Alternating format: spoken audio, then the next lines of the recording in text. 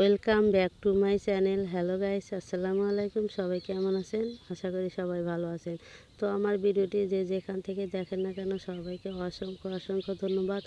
যদি ভিডিওটি ইউটিউব থেকে দেখে থাকেন তাহলে প্লিজ চ্যানেলটিকে সাবস্ক্রাইব করে দিবেন, আর ফেসবুক থেকে যদি দেখে থাকেন তাহলে পেজটি ফলো দিয়ে রাখবেন। তো আজকে আমি আপনাদের সাথে স্পেশাল ছোলা বুট ভুনা করে কেমন করে করে সেটাই আপনাদের দেখাবো। তো আমি প্রথমে ছোলা আর আলু সিদ্ধ করে নিয়েছি। তো সিদ্ধ করে নেওয়ার পরে যে মাটির চুলায় কড়াই বসিয়ে দিয়ে গরম করে তেল দিয়ে পেঁয়াজ কুচি ও পরিমাণ মতো কাঁচামরিচ কুচি দিয়ে ভেজে নিচ্ছি। একটু হালকা ব্রাউন কালার চলে আসলে আমি এর ভিতর দিয়ে দিব টমেটো কুচি। পরিমাণ মতো টমেটো কুচি দিলে আমার কাছে ভালোই লাগে, একটা স্পেশাল অন্যরকম টক টক যাই হোক। তো একটু দিয়ে আমি নাড়াচাড়া করে দিলাম।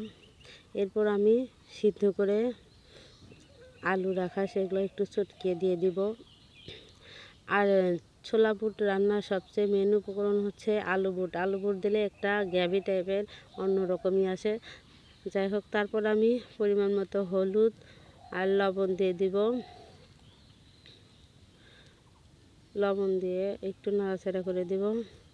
তো এরপরে আমি এর ভিতর দিয়ে দিব পেঁয়াজ রসুন আদা বাটা ও অল্প একটু পরিমাণ জিরা বাটা, সব একসাথে বেটে নিয়েছি আমি, এগুলো দিয়ে দিব।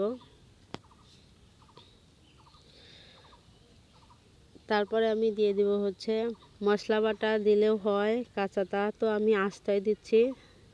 2-3টা দারচালা আর এলাচ দিয়ে দিচ্ছি। বাটা মশলা দিলে ভালো হয়, তো এখন বাটা নেই, এই জন্য আস্তাটাই দিয়ে দিচ্ছি আমি।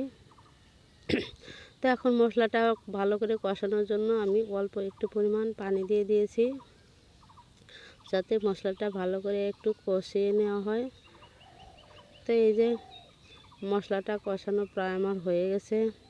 যখন মশলাটা ভালো করে কষানো হবে, উপরে তেল ছেড়ে দেবে, তখন বুঝতে পারবেন মশলা কষা হয়ে গেছে। তখন দিয়ে দিব এই যে ছোলা বুট সিদ্ধ করা আগে থেকে, ছোলা বুটটা দিয়ে এখন নেড়ে চেড়ে দিব। তো এখন রান্না হতে থাক, মাঝে মধ্যে একটু নেড়ে চেড়ে দিব যাতে নিচের মশলাগুলো লেগে না যায়। তো এখন আমি একটু ঢাকনা দিয়ে ঢেকে দেব, যাতে মশলাগুলো এবং বুটগুলো তো এমনি আগে সিদ্ধ করা হয়েছে, তারপরে একটু ভালো করে যাতে সিদ্ধ হয়ে যায় আর একটু মশলার সাথে ভালোভাবে। ঢাকনা খুলে আমি মাঝে মাঝে একটু নেড়ে চেড়ে দেব, যেটুকু অল্প একটু পরিমাণ পানি ছিল সেটুকু যেন সবটুকু শুষে যায়, ততক্ষণ পর্যন্ত আমি রান্নাটা করব। আর মাঝে মধ্যে একটু উল্টে পাল্টে নেড়ে চেড়ে দেব। তো যখন হওয়া শেষের দিকে প্রায় হয়ে গেছে, ওই টাইমে তার 2 মিনিট আগে আমি কিছু পরিমাণ শসা কুচি করে রেখেছিলাম সেটাই দিয়ে দিচ্ছি। আর এই শসাটা দিলে মানে আমার কাছে অন্যরকম ভালো লাগে আর কি। তো এইভাবে একবার প্লিজ কেউ ট্রাই করে দেখেন, খেতে অনেক মজা লাগে, দারুণ দুর্দান্ত, যা বলার মতো না। সাধারণত যেভাবে ছোলা এমনি ভুনা করা হয় তার চেয়ে এইভাবে টমেটো কুচি দিয়ে এরকম আমার যে প্রসেসে করলাম, এই প্রসেসে যদি কেউ করে দেখেন বিশ্বাস করেন অনেক মজা লাগবে, একবার ট্রাই করতে পারেন।